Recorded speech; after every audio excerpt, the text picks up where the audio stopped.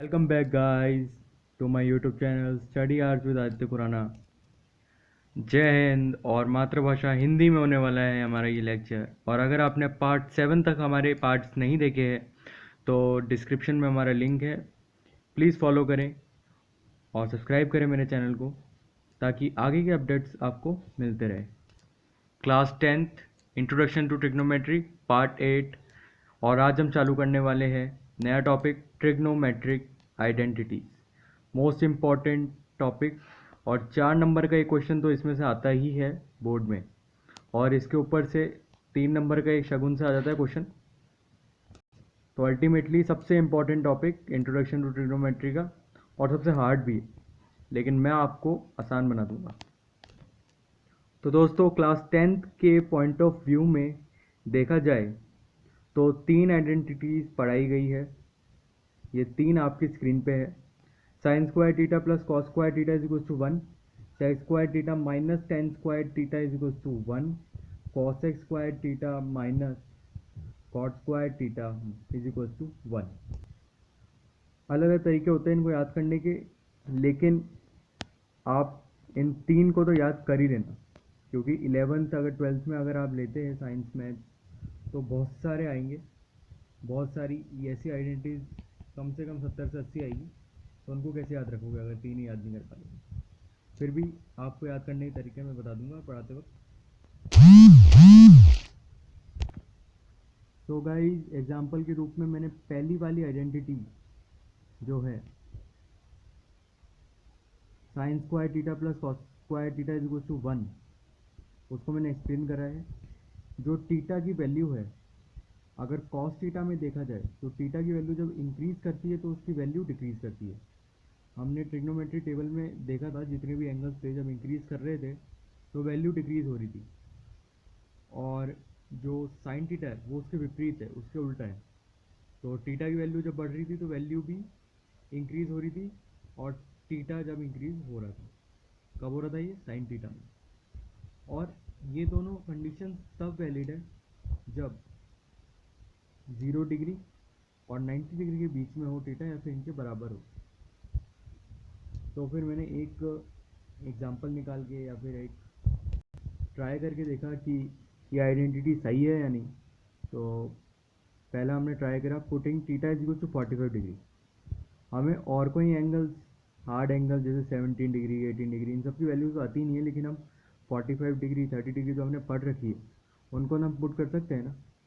तो हमने इसमें पुट कर दिया sine square 45 degree plus cos square 45 degree. ये पता लगाने के लिए आइडेंटिटी वैलिड है, या फिर इससे ये भी पता लग जाता है कि आइडेंटिटी याद कैसे हो। तो 1/√2 का स्क्वायर कर दिया प्लस 1/√2 का square is equal to half plus half 2/2 हो जाता है इज इक्वल टू 1। कट गए दोनों। Putting theta is equal to 30 degree. 30 degree में हमारा साइन टीटा है, साइन 30 डिग्री वो होता है हाफ, क्योंकि वैल्यू अभी बढ़ रही है। और कॉस स्क्वायर टीटा में होता है √3/2, घट रही है, सबसे बड़ी वैल्यू है इसमें, तो ये स्क्वायर हो जाएंगे। तो 1/4 प्लस 3/4, √3 का स्क्वायर 3, 2 का 4, 4/4 इज इक्वल टू 1। तो दोस्तों मैंने याद इस तरीके से रखा था कि साइन और कॉस ट्रिग्नोमेट्री टेबल पे हम लोग एक साथ लिखते हैं, पहले साइन लिखते हैं फिर कॉस। तो फिर ऐसे याद रख लिया मैंने कि sign square theta plus cos square theta 1 होगा, और बाकी मैं वैल्यू पुट करके भी पता लगा लेता था। और जब मैंने sec square theta minus tan square theta की जब वैल्यू निकाली, किसी भी वैल्यू पुट करने पे किसी भी टीटा की वैल्यू तो 1 आ रही थी। जैसे यहाँ पे टीटा मैंने रखा 45 डिग्री, तो फिर हमने 45 डिग्री की वैल्यू हम जानते हैं कि सेक स्क्वायर टीटा की सेक टीटा की जो वैल्यू होती है वो √2 होती है, और उसका होल स्क्वायर है तो फिर 2 हो गया, माइनस 1, tan 45 होता है 1, तो 1 का स्क्वायर इज इक्वल्स टू 1 हो जाएगा, 2 - 1 1। इस वाले आइडेंटिटी को तो मैंने इस तरह अपने हिसाब से याद रखा था, इसको रट्टा मारा था मैंने, क्योंकि इसकी कोई टेक्निक मेरे को पता नहीं थी। तो दोस्तों इस चैप्टर की लास्ट आइडेंटिटी जो है वो है cosec square theta minus cot square theta is equals to 1। इसको याद करने की मेरे पास टेक्निक है, यह है कि कॉसेक थीटा, मैंने याद रख लिया कॉसेक थीटा।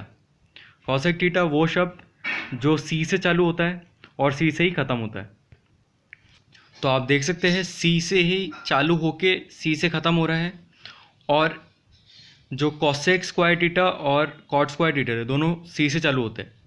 तो ये तो हमें पता लग गया कि दोनों एक ही आइडेंटिटी में आएंगे, सी और सी, यानी कॉसेक और कॉट। और पूरे ट्रिग्नोमेट्री रेशो में 3 सी वाले शब्द होते हैं। एक होता है हमारा कॉस स्क्वायर थीटा, जो हमारा कॉस थीटा होता है, एक कॉट थीटा होता है, एक कॉसेक थीटा होता है। हमें पता है कि कॉस थीटा जो है साइन थीटा के साथ आ रहा है, तो बचे कौन से, कॉसेक थीटा और कॉट थीटा, वो एक आइडेंटिटी में एक साथ आएंगे। ये मैंने आपको बता दिया है, तो इस चीज़ से हमें याद रह गया। अब ये पता लगाना है कि किस में से कौन माइनस होगा। अगर कॉट में से कॉट स्क्वायर थीटा में से कॉसेक स्क्वायर थीटा माइनस हो गया तो फिर वैल्यू गड़बड़ हो जाएगी, आंसर गलत आ जाएगा। तो फिर इसको याद करने का तरीका ये है कि कॉस सी से जो कॉसेक है वो सी से चालू होता है और सी से ख़त्म होता है, तो यानी कॉसेक कॉट। तो कॉसेक पहले फिर कॉट थीटा, इस तरीके से मैंने याद कर लिया। Cosec square theta minus cot square theta is equals to 1। अब आपको ये समझ आया या नहीं, प्लीज़ कमेंट करके बताना, वापस मैं समझाऊंगा नेक्स्ट क्लिप में। सो गाइज, मैंने यहाँ पे ये वीडियो अभी ख़त्म करता हूँ, और नेक्स्ट वीडियो में हम बहुत सारे क्वेश्चन करने वाले हैं, लेकिन इसके क्वेश्चन सबसे हार्ड क्वेश्चन होते हैं क्योंकि सारे प्रूफ्स होते हैं, और प्रूफ्स ज़्यादा से ज़्यादा पेपर में पूछा जाते हैं, उनको याद करना भी बहुत मुश्किल होता है। जब आपको ये आइडेंटिटीज़ याद रहेंगी और ये तीनों आइडेंटिटीज़ याद रहेगी और पहले का जितना भी मैंने आपको पढ़ाया है वो सब अच्छे से याद रहेगा, तो क्वेश्चन में दिक्कत नहीं आने वाली, वरना बहुत दिक्कत करने वाले। सो गाइज, थैंक यू, और इस चैनल को सब्सक्राइब करें, और वीडियोस जो इस चैप्टर के आप देखना चाहते हैं, वैसे मैंने पहले ही 7 पार्ट करवा चुका हूँ और उनके साथ क्वेश्चन करवा चुका हूँ, आप प्लीज़ उन्हें देखें। वीडियो को लाइक करें और कमेंट करें कि आपको ये वीडियो कैसी लगी। थैंक यू गाइस, जय हिंद।